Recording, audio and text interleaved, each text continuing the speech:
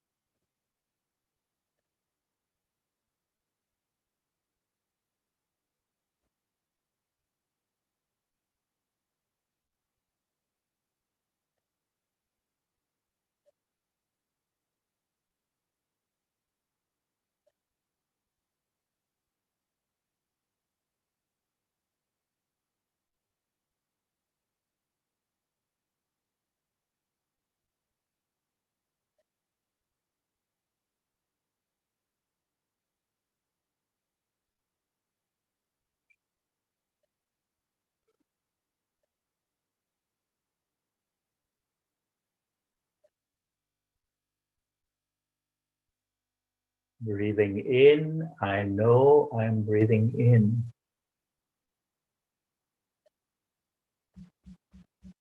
Breathing out, I know I'm breathing out.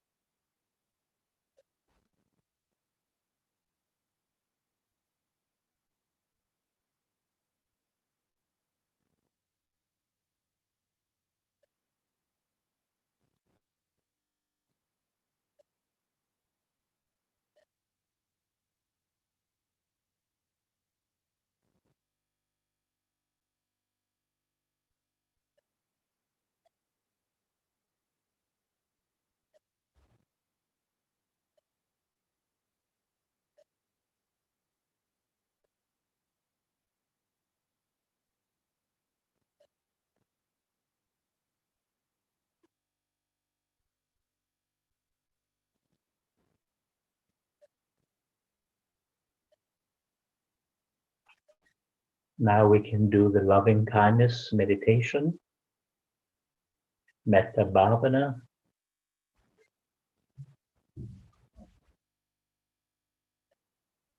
May I be well, happy, and peaceful.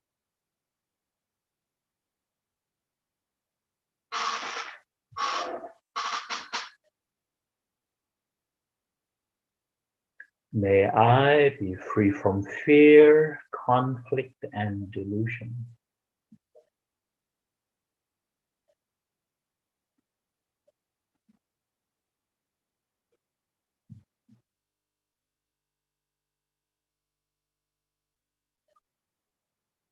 May my family and friends be well, happy, and peaceful.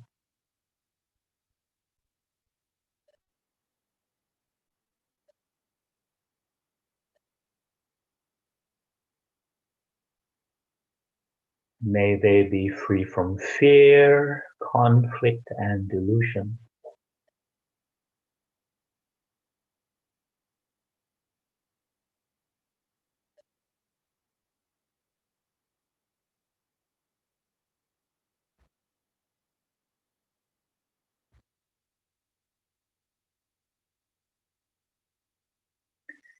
And if you're in the working world,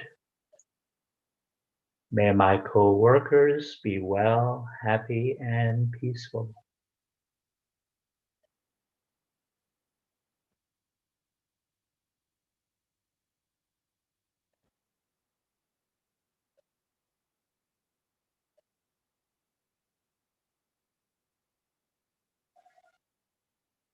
May they be free from fear, conflict, and delusion.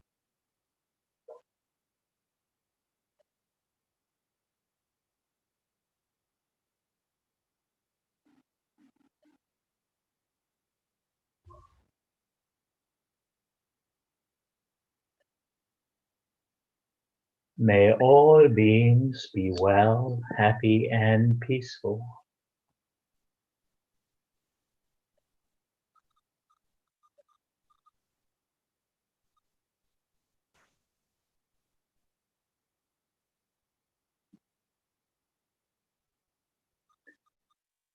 May all beings be free from fear, conflict, and delusion.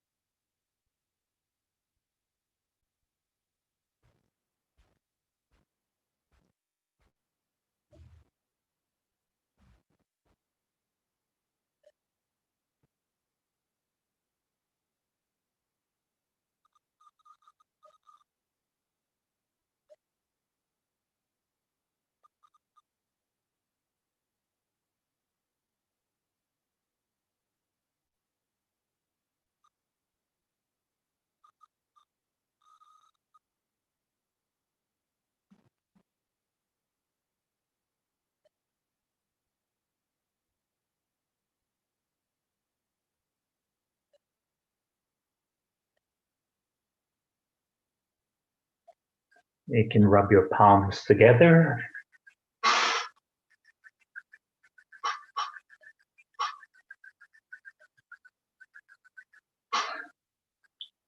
And then just gently massage the face.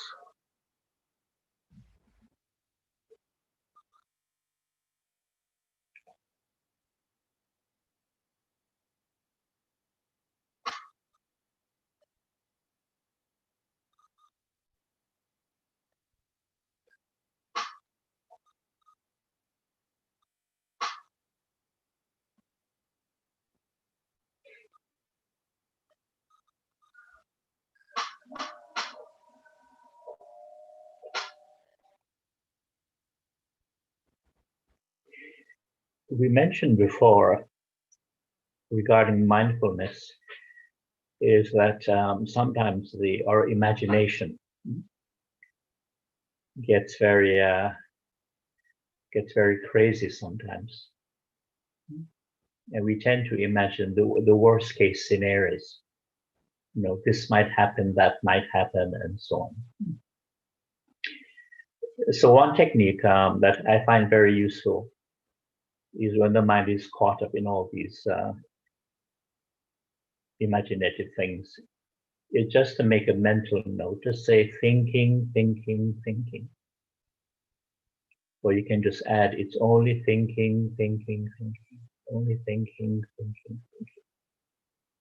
And then you come back to present moment awareness. Either mindful breathing or the hand movements, or if you're doing the mindful walking or qigong, you just come back to the present moment. It's a very useful technique because when you do thinking, thinking, thinking, it helps us to get out of the story or the drama or the fear that is created by thoughts and images. It helps us to get out of the contents of those thoughts and images. And you realize they're only thoughts and images, that's all. Because when we are not mindful, those mind-created thoughts, stories, worries, fears, imagination, they seem very real, they seem very solid. That's the power of delusion. So with mindfulness, we can get out of the mind-created delusions, only thinking, thinking, thinking. And we mentioned last week that we tend to say that, you know, when somebody dies, we say somebody dies or someone passes away. But that is only our social convention, social language. But at a deeper level, it's really just the body-mind process. Rupa and nama simply shuts down. It stops working. Because we are this process of body and mind, of rupa nama. And we're alive because we're a process. But we tend to overlook this fact because we're caught in our social language, social convention. And we use names, we use labels to communicate, you know, I, you, he, she, and so on. So we tend to see each other as personalities, as selves. And we think these selves are permanent or they exist as a reality, but actually they don't really exist. They seem to exist, just like the eye. Yes, the eye seems very real because we're always saying I all the time. So it gives you that impression that this I is something permanent, it's everlasting, it's always there. We may see changes happening around us, but this I never changes. But that's an illusion in the mind. And you begin to see more and more that this I is just a social label that we use. But the deeper reality is this process of body and mind, the rupa nama, body and mind. And then at a deeper level, we have the 5 aggregates. Later, if I have time, maybe we can go into the aggregates and explain about the nature of consciousness. Because as you know, consciousness is one of the aggregates, one of the 5 factors of experience. Now, first I'd like to do a reading by J. Krishnamurti. And J. Krishnamurti was the first person who gave me the insight into the nature of the thinking process, the thought process. And for me, that was a great revelation. Because one of the questions I was asking before I went to India was, what exactly is thinking? What exactly is it? Because as you know, we're not taught in school to understand the nature of thinking. We're only taught subjects. And the other question I was asking was, is it possible for all this thinking to stop? Because I was very frustrated and the mind became very obsessive in high school. And I could see the suffering it was creating. And I used to look at the mind and I would ask, is it possible for all this mental, emotional turmoil, frustration, worry, fear, and so on, to come to an end? Is it possible for the mind to be silent? But I couldn't imagine the mind being silent, but I was asking the question. Only when I got to India, I was able to discover the silent mind, that it was possible for the mind to be silent. And then somebody gave me this book by Krishnamurti, and then he said very clearly what the thought process was and how the nature of self is just conditioning, and how all our minds are conditioned from birth, in the home environment, by society, by formal education, by the media, and so on. Because I had no idea that the mind was a result of conditioning. I had no idea. So this is by Krishnamurti. You may think that you're an individual because you're a male or female, or dark or fair, short or tall, attractive or not so attractive, smart or dull, etc. Because peripheral activity makes you think you're an individual, unique and separate. But deeply, you're the same as everyone else. You are the rest of humanity, of mankind. We all want to be happy. We want to be secure, to be loved and accepted. We all have fear and anxiety, frustration, worry, and sorrow. We're all in the same boat, so to speak.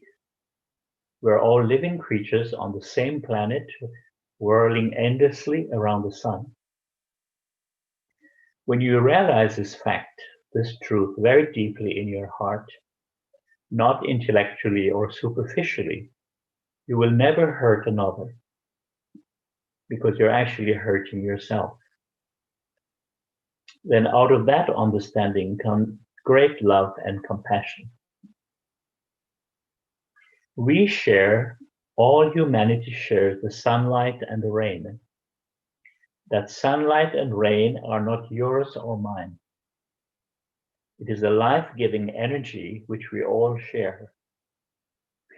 And our consciousness, in which is included our reactions and actions, or ideas, concepts, patterns and habits, systems of belief, ideologies, fears, anxieties, insecurities, pleasures, faith, the worship of something which we have projected, or sorrows or griefs and pain. All this is shared by all human beings. When we suffer, we have made it into a private affair.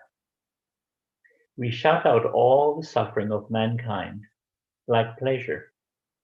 We treat pleasure as a private thing. Mine, my pleasure, my enjoyment, and the excitement of it, and so on. We forget that man has suffered from time beyond all measure.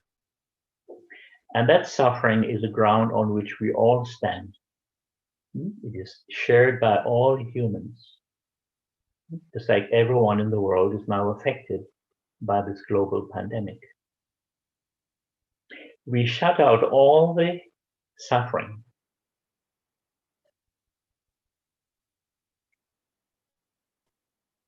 We shut out all the suffering of mankind like pleasure. We treat pleasure as a very private thing. And that suffering is the ground on which we all stand. It is shared by all humans. We know our own sorrow, but we are not aware of the sadness of others. When our hearts are weary and dull, how can we feel the weariness of another? Sadness is so exclusive, isolating and destructive. How quickly we forget to smile. Everything seems to end in sorrow, in depression, the ultimate isolation. To feel and share the suffering and joy of mankind is the awakening of compassion and loving kindness.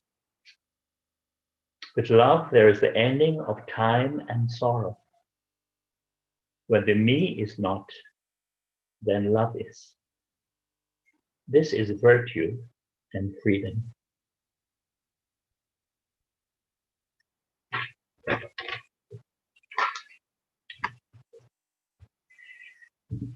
Now, what is very interesting was Prince Siddhartha, as you know, when he was finally allowed outside of the palace with his friend, the charioteer. He saw first he saw the three signs of sickness, aging, and death. And the fourth sign he saw was of a monk quietly meditating on the tree with very few possessions. And these four signs completely changed his way of thinking. And he found that life of a prince, one of comfort, privilege, wealth, and pleasure, he found it very unsatisfactory. When he saw the fact of sickness, aging, and death.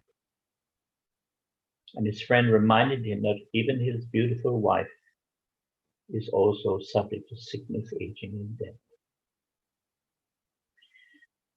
So when Prince Siddhartha renounced his life and he went into the forest in search of truth, of enlightenment, what was foremost in his mind was, how can I find a cure for sickness, aging, and death? And eventually, when he became the Buddha, the awakened one, he was able to find a cure for sickness, aging, and death.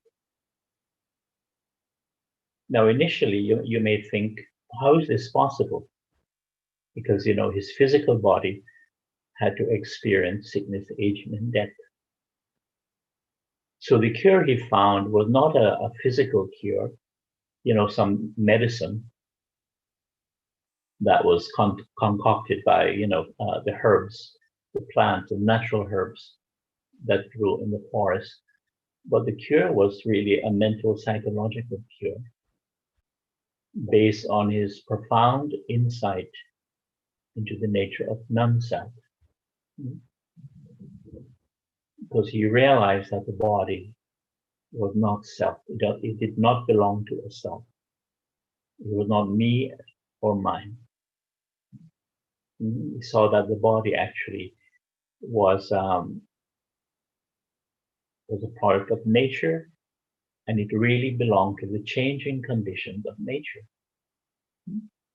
It did not belong to a self, and it was not a self. It was not me or mine. Because as you know, we're conditioned to think and believe that this is me, this is mine. So this was really the cure he found. And what is interesting, he also found a cure for birth. And again, initially you said, how is that possible? But when you hear the teaching, then you understand. So I'll just do a reading here. We must reflect on life until we realize that suffering arises from grasping and clinging, from personal identification. Birth, sickness, growing old, and death are conditions of nature. They are not suffering where there is no attachment to my birth, my sickness, my aging, and my death. At the moment, we're grasping at birth, sickness, aging, and death as ours, as something personal. This is incorrect view caused by habitual conditioning. If we don't grasp and take things personally, they are not suffering, meaning they're not mental, emotional suffering. Birth, sickness, aging, and death are only physical changes, physical phenomena. With right view, right understanding, birth, illness, aging, and death disappear, only changing conditions of nature. And the idea of my disappear at the same time, the personal grasping, personal identification. There is no longer any I or my, and so this condition is not suffering. There's peace, acceptance, freedom, and non-attachment. This is the way to overcome birth, sickness, aging, and death. No one and nothing can free you but your own understanding. It's a very profound teaching. But when we reflect on it, then you see the understanding, the wisdom of this teaching of non-self. Now, of course, we have to take care of the body as best as we can. But we cannot become too attached to it, because one day we have to leave it. You can say it's a temporary shelter, and it's composed of the elements: earth, water, heat, air, space, and consciousness. I think next week we'll have time to do the reflection on the body and the elements. It's a very wonderful reflection. But normally when we speak about the elements, it's just a concept. It's only a concept. Because I've mentioned before, when we say, we're actually a process of body and mind, for most people, it's just a concept. But when we really practice, when we're very mindful, then we can see the body, we can see the mind. We can see physical process, physical phenomena, and we can see mental phenomena, mental process. You actually see it. But one has to be very mindful, and you see the reality of just body and mind. And you see that the I only arises when the mind says I or thinks I. Because this I, as we mentioned, is just a social label. Now, when it comes to birth, it's very interesting because when a baby is born, a baby has no idea, that I am born today. Young babies don't have that idea. And of course, the baby doesn't have a name. But the parents, of course, because of social convention, social tradition, parents will sign a birth certificate. And they give the baby a name, usually a time of birth and a date of birth. But a young baby is not aware of these things. So, and of course, if the child is healthy and is growing healthily without any medical problems, then by the first birthday, when the parents celebrate the first birthday, for a young child, a first birthday is not important. And then by the second, third, fourth birthday, a child is being conditioned, that I was born on this date, and I'm now 2 years old, 3 years old, 4 years old, 5 years old, and so on. So in other words, the idea of age and birthday is something which is conditioned in the child. But at birth, there's no self which was born. And who we are now, the self that we have today, which is based on thinking and memory, was never born. It was never born as a baby. It's something that is conditioned. And of course, as a child gets older, the attachment or the importance to a birthday becomes stronger and stronger. Not only because you have a party, you have cake, ice cream, and you can play with your friends, but you also get presents.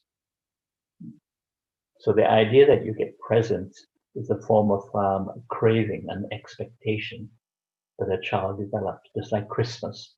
It's like the strong craving and expectation for Christmas presents. It's the same thing. So this was one of the insights of the Buddha, that the self is something which is conditioned in the mind as we slowly grow, and also the idea of age, because you get to a point you realize that age is actually, it's not a number. It's really how you feel. As they say, you're as old or as young as you feel. And it is true. But as you know, we become so attached to birthdays and also to age and number that it creates a lot of sometimes conflict or worry. And of course, many women don't like to reveal their age, right? Because they take it so personally. Like, oh my God, I'm getting old, right? And as you know, just like our names, the social label that was given to us at birth, written on our birth certificate, we become so attached to the name, we identify so strongly with the name, that if somebody, forgets your name or call you by a different name, you get very upset. Because we forget that it's only a social label. And that's why it makes more sense to say to somebody, I'm really sorry, but I've forgotten your social label, as opposed to I've forgotten your name. So this is why the Dhamma is so liberating, the wisdom of the Dhamma, to understand non-self. And of course, if you have wisdom, you become less and less attached to birthdays. Because as you know, when you become so attached to your birthday, you think it's such a special day that if your close friends or your partner forget your birthday, it's a big drama, right? It's a big drama because you take it so personally.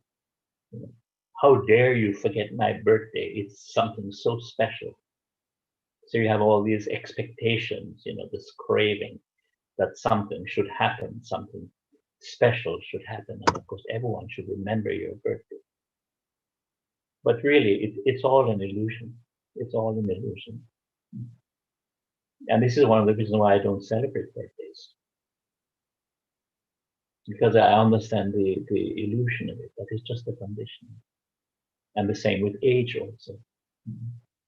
This is why when people ask me my age, because once I reached 30, I stopped counting. I just stopped counting. So now when people ask me my age, I just say I'm timeless. Or sometimes I just joke and say, actually, I'm over 100, but thanks to Qigong, I look a bit younger. That's all. So ladies, if you're sensitive about your age, just tell people you're timeless. Okay? Don't give them a number. Don't give them a number. So this was the cure that the Buddha found. The cure for birth, sickness, aging, and death. By realizing that these are just physical phenomena, physical changes. And it's not really happening to a self.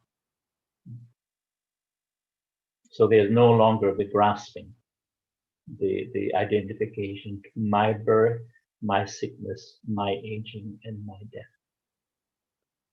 Because as you know, especially in Western societies, we see death as something very bad, something very unfair. And during the pandemic, especially when I listened to the BBC, every time they all the media, they were so obsessed with numbers, right? Numbers and more numbers. And every time they mentioned the number of people who died, they always use the word sadly, always use the word sadly. X number of people died today. And the total number, sadly, it's this number. Or people speaking from the tragedy, the tragedy of people dying from the pandemic. But the truth is, death is something very natural. And we die simply because we were born. If we weren't born, there would be no death. If there was no birth, there would be no sickness. There would be no hunger, tiredness, and so on.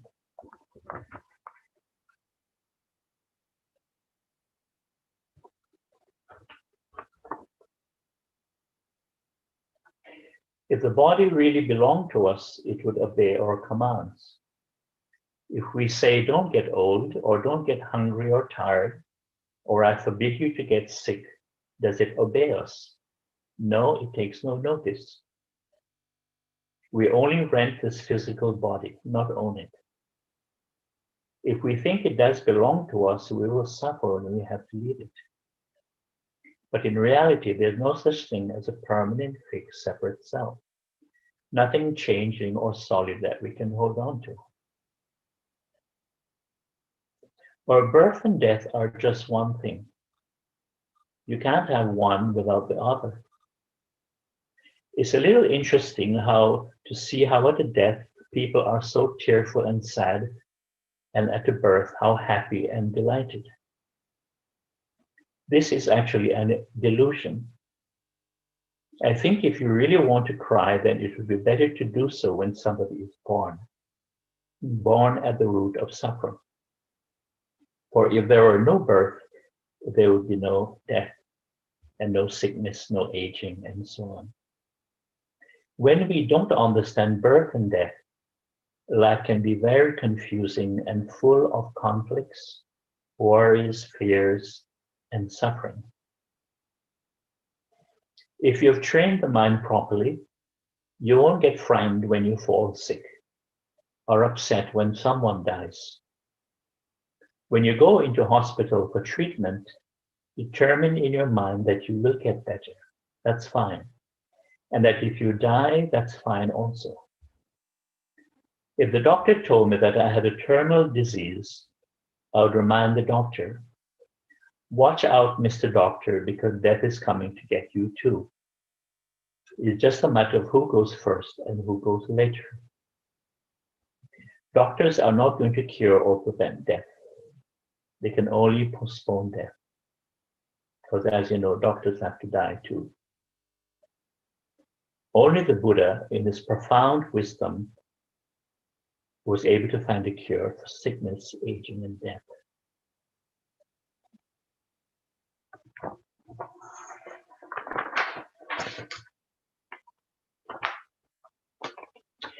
There is nothing wrong with the way the body grows old or gets sick. It just follows its nature. So it's not the body that causes us suffering, but our wrong thinking or wrong view against the natural flow of things. Wanting a river to flow back uphill will only cause us suffering. If we have right view, right understanding, we would see that the water must flow downhill. Then our minds will be peaceful. The body passes through youth, old age, and finally dies. Don't go against the stream. Our bodies are composed of the elements. When they come together and form a body, we say it is male or female, giving it names and so on, so that we can identify each other more easily. This is our social world, social convention. But actually there isn't anyone there, no permanent, fixed, and independent entity. Only mind-body process, mental and physical phenomena. Only earth, water, heat, air, wind, and consciousness. Don't get excited over it or get infatuated by it. If you really look into it, you will not find anyone there.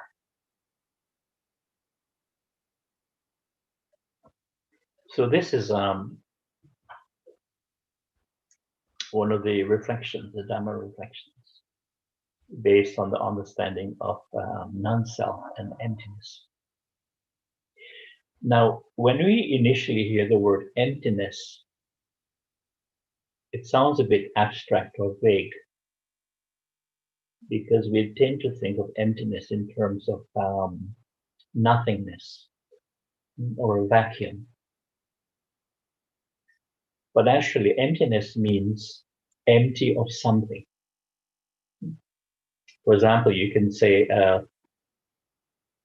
cup or a glass is empty of liquid, but it's full of air and space. So emptiness actually means two things in Dharma. Empty of thoughts mean a silent mind, which is aware. So it might be empty of thoughts, empty of mental objects, but you can say it is full of space, full of space. Because awareness is spacious by nature. It's the energy of mindfulness, attention. And emptiness also means empty of self-centered craving and attachment. So you can say that the experience of loving kindness, compassion, sympathetic joy, and equanimity are expressions of emptiness. Because when these four sublime states arise, the self is absent, is not in operation.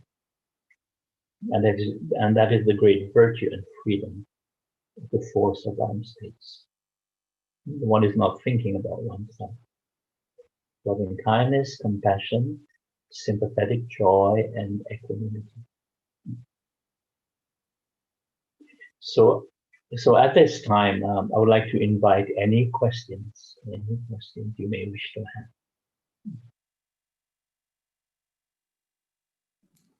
Bhante, Yes. Bhante, how should I put it? What is the best way to practice diluting the I? Is it to reflect on Rupa and Nama? Yes, this is one of the most direct way, is to see Rupa and Nama. Is to see body, mind. That's all I am, because who we really are is this Rupa Nama. And that the I is only a label, it's only a social label. Of course, in communication, we still have to say, I. But when we have the understanding, then we realize the I is only a label that we're using to communicate. In other words, we don't take the I so seriously. Because the problem is not the I. The problem is when we become too attached to the I. When we take ourselves too seriously, in other words. And this is why one of the easy ways also of dealing with the I is learning how to laugh at ourselves, not taking ourselves so seriously. So you have that daily reflection on Rupa and Nama and learning to laugh at ourselves. It's very healthy. This reflection, do we do it during meditation or any time of the day? Yes, anytime you can be mindful. Even when you're eating, say when you're eating lunch or breakfast, you can see Rupa and Nama. You can see the physical sensation of eating, right? Tasting, chewing, swallowing. That's Rupa, the physical. And the awareness of the tasting, chewing, swallowing is Nama, the mind, mental.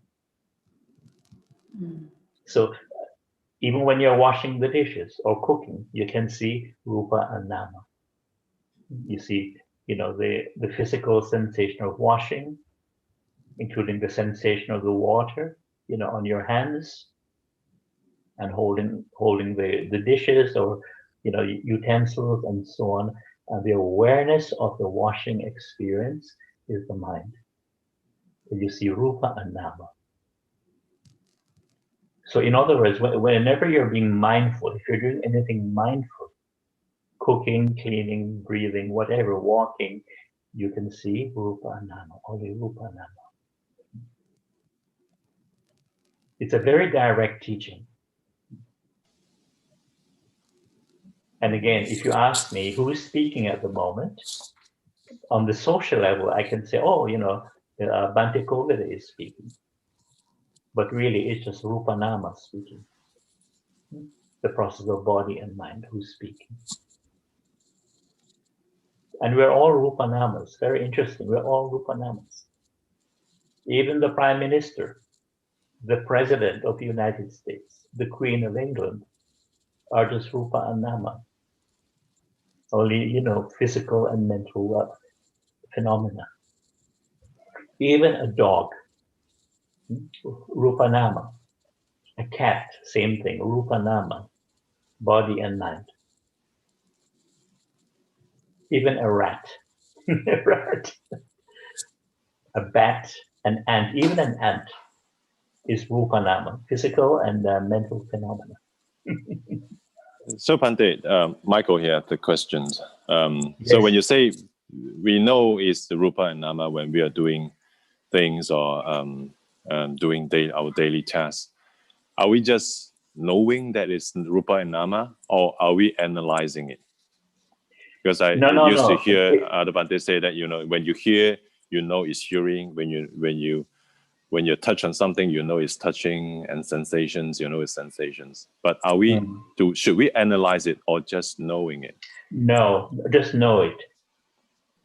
Just know it, because analyzing means there's an analyzer and something to be analyzed. So there's a duality there. But with mindfulness, there's no duality. There's just the knowing, that intuitive knowing. And you just recognize Rupa and Nama, what is physical and what is mental. Of course, when you're on a retreat, it's much easier, right? When you're on a retreat, because you're very present. But there are times even in daily life, especially say eating, right? Say when you're having lunch or breakfast, and you're not in a hurry, of course, you can recognize Rupa and Nama. That's Rupa Nama. But no, when we meditate, would it help to understand the nature if we do analysis? For example, contemplating about the non-self, analyzing the 32 parts of the body, and things like that? No, that is different. The 32 parts is very different. That is more. There's more in depth or more detail. But just the recognition of Rupa and Nama, say when you're meditating, like mindful breathing, you can see it very clearly when you're meditating. And you see that there's only Rupa Nama. In other words, there's no self, there's no I, there's no Michael that's meditating. There's just Rupa and Nama. In other words, no self, there's no self there. Yeah, got it. It's a very direct way of recognizing Rupa Nama or non-self.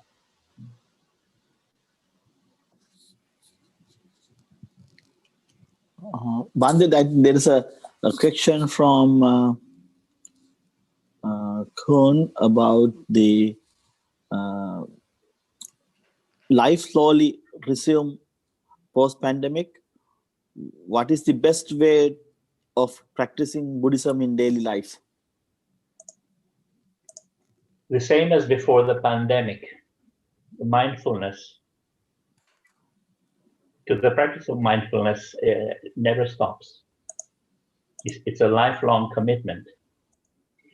Also, what is interesting is that all the experiences, all the emotions, mental, emotional states that we experience during the pandemic, we all experienced these things before the pandemic, didn't we?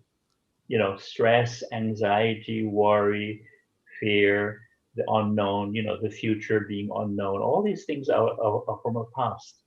Frustration, of course. We all experience frustration. We all experience anxiety. And the pandemic is just another cause for it to happen.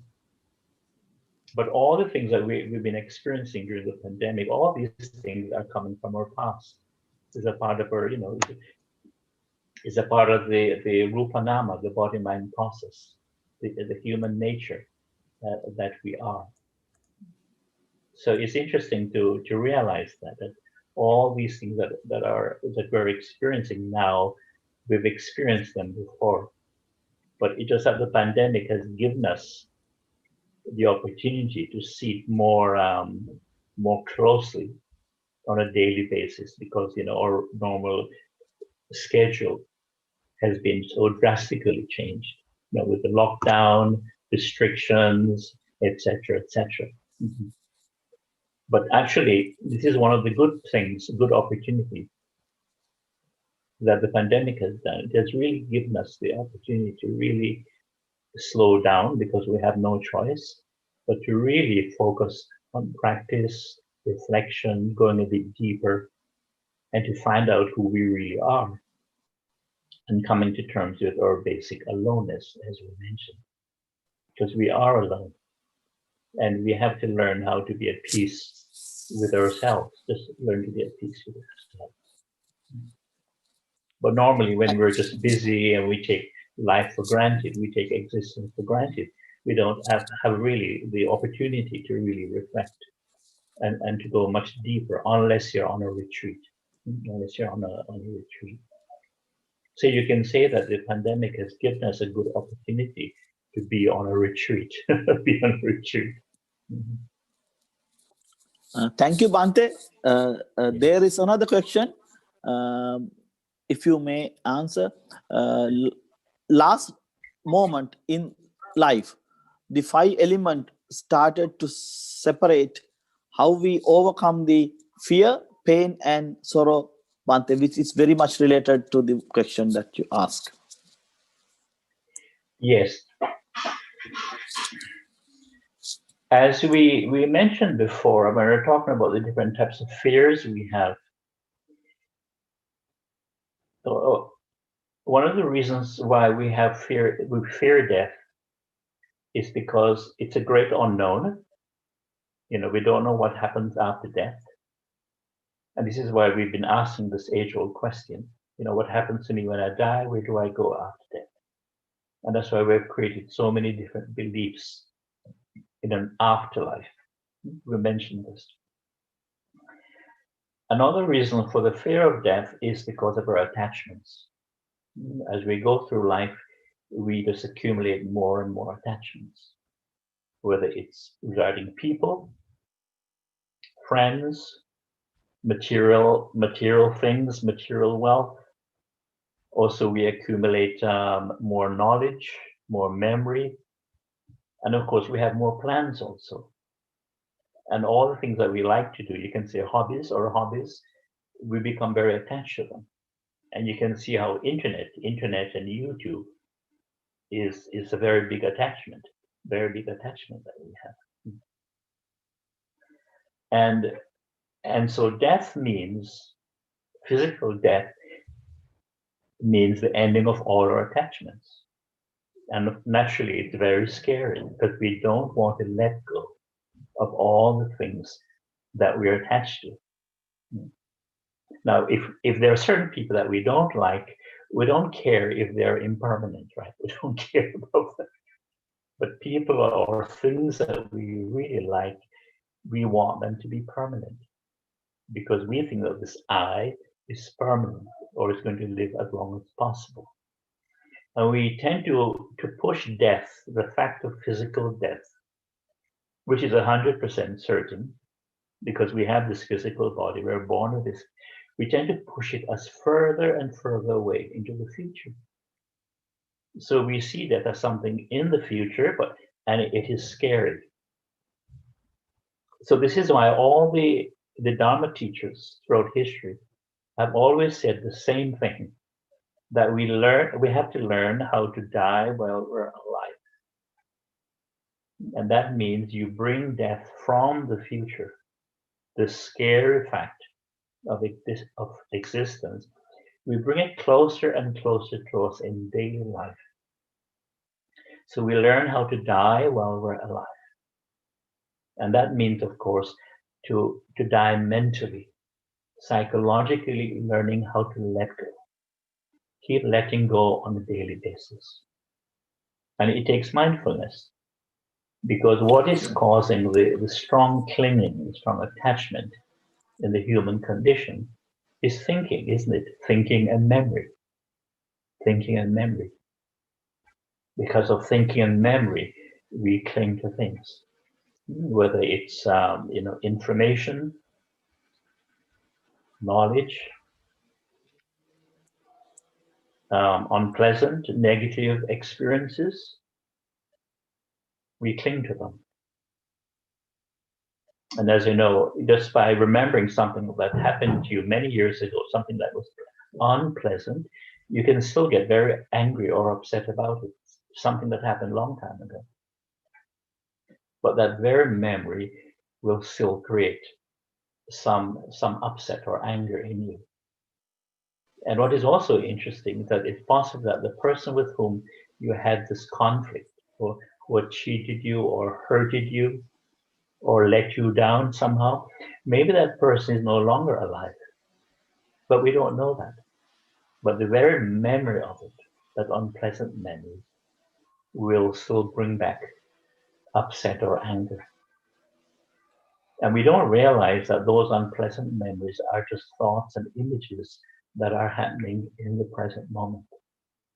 That's right. They're only thoughts and images that are happening in the present moment. Only thinking. Yes. Sorry, so but it's really very, yeah. Yes. Just to yes, interrupt Michael, go you ahead. a bit. Yeah. Along with that questions, actually, I wish to ask something which I have not asked before, and I don't have questions. I don't have answer for that. You know, when we are healthy and alive, when we do meditations, often the breath, the sensations, and of thought could be the object of our meditations. But when we are slowly dying, the bodies, the breath are stopping, and the five khandhas are diminishing. So what should be the object of our mindfulness when we are dying? The breath. Go back to the breath. And also to use the condition of the body as your teacher. Use the body as your teacher, that this body is just nature. And it doesn't belong to me. It's not me or mine. It's just the five aggregates. Everything is slowing down. Of course, we have no idea how we will die, right? We don't necessarily have to die of old age or from sickness. We can die from an accident or from a heart attack or from a stroke. You know, that exactly when we die, for example, due to heart attack or accident, the death is so sudden, right? And the sufferings or even the process is so fast. So how are we going to keep ourselves mindful during that short moment? Just be aware of what's happening, and just go with the experience. Go with the experience. But I must say, when it comes to people who are suffering, say from terminal cancer or you know these conditions of physical conditions, I must say that I do support medical assisted dying, because it's a compassionate way of dealing with suffering. And fortunately, more and more countries are beginning to legalize medical assisted dying. Yes. Oh, you mean the voluntary self, like putting off the lifeline? Yes. Okay. Yes, right. Or you know, you drink a medicine, you know, but let's say a doctor will give you something to drink. I know in Malaysia and Singapore they won't allow this, but in other countries, wouldn't that is like committing the first precepts of not taking living beings? No. I know people have asked me this about what is the Buddhist perspective on medical assisted dying, and you must understand that in the Buddha's time, this was not an issue. It was not an issue at that time, or nothing was written or recorded at that time. But when you understand the intention, the important thing is the intention. Are you doing it out of compassion, or are you doing it out of, say, greed or hatred and aversion? There's a difference. So taking this medicine, the important thing is one's intention. That's right. And this is why more and more countries now are beginning to legalize this medical assisted dying, because it is the compassionate way to go. And also you'll realize that when there's true compassion, there's no fear. And the countries who refuse to legalize this, the root of it is fear. And the UK is a good example of that, because there are many people in the UK would like to have this legalized, but the government refuses. But the root of it is fear, and also because of their Christian conditioning. And many of them have to go to Switzerland, to get this help. But the organization in Switzerland is, yeah. So that means if out of compassion, if we were to end somebody's or our own life, to shorten the process of suffering, Yes. that is not an infringement of precepts. No, it has nothing to do with precepts. Yeah, and also if you can do this to animals, if you can give them an injection, why can't you do that to human beings? Why can't you be compassionate to humans? Because we're human animals. That's right, we're human animals, human primates. And the interesting thing, Michael, is that the medicine that they use on animals is the same medicine that they use, say, in Switzerland and in Holland.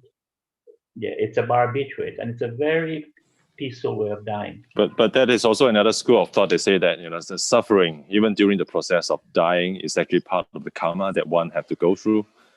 That should not be interrupted. That is just a concept. That is only a concept they're clinging to. But when you're in direct contact with suffering, with the suffering of others, how do you say, one does not cling to a concept. That's the intelligence of compassion. I'd just like to read you something here. Everything on earth, on this beautiful planet, lives, dies, comes into being, and passes away. To grasp this whole movement of life requires intelligence, not the intelligence of thinking or books or knowledge, but the intelligence of loving kindness and compassion with its sensitivity. Death isn't some horrific thing, some tragedy, something to be avoided, something to fear, to be postponed, but something to be with day in and day out. And out of that comes an extraordinary sense of love, mystery, joy, and immensity. So loving kindness and compassion, it's great intelligence, but it's not intellectual intelligence. That's right. So we need to treat things and deal with situations with intelligence, wisdom, and compassion, but not to uphold the precepts blindly or traditionally. That's right. That's right. It's like, Chief Reverend K. Sri Damananda, in Mahavihara in KL. Once a family came to him and said, termites have invaded our house and they're eating the house. What should we do? Because to eliminate them, using chemicals and so on, would be breaking the first precept, to refrain from harming and killing. And Chief Reverend, in his wisdom, said, you have to use your common sense, your intelligence. Unless you can afford a second house, right? If you can afford a second house, then you can allow your present house to be eaten by termites. But unless you have a second house, you have to do something about it. Yeah. So you have to use your wisdom with the precepts, your common sense. Okay? Okay, got it. Thank you. Sadhu. Okay.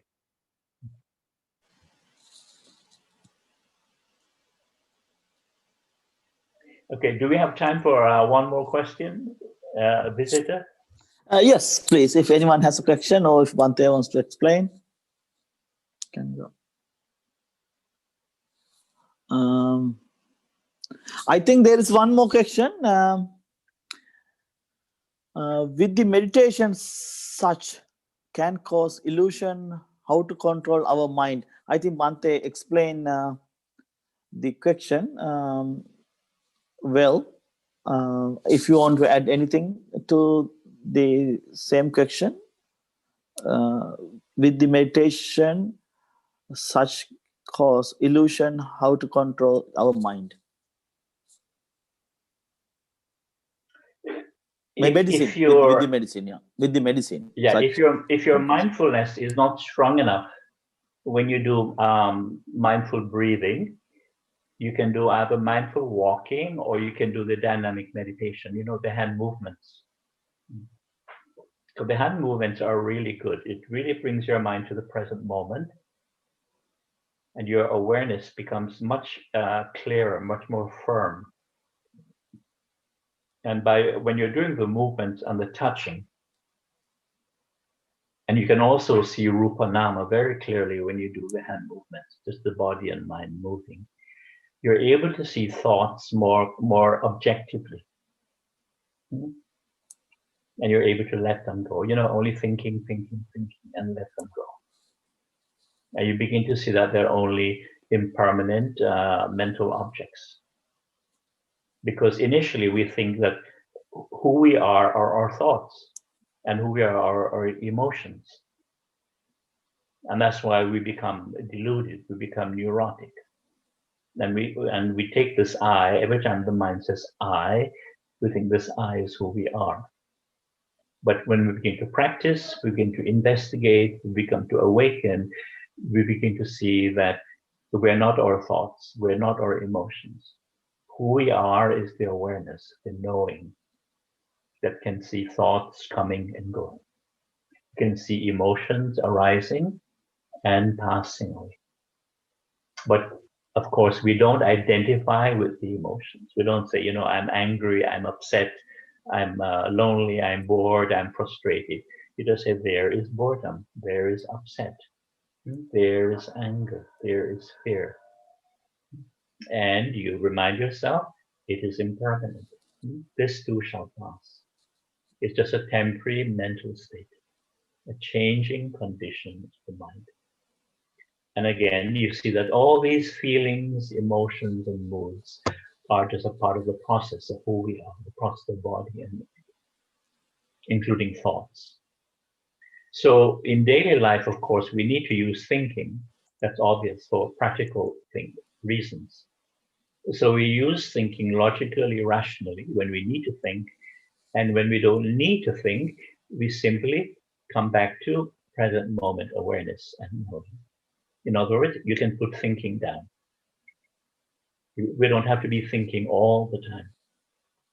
Just like when you need to drink something, you drink something and you put the cup down or the glass. You don't carry the empty glass or cup around with you.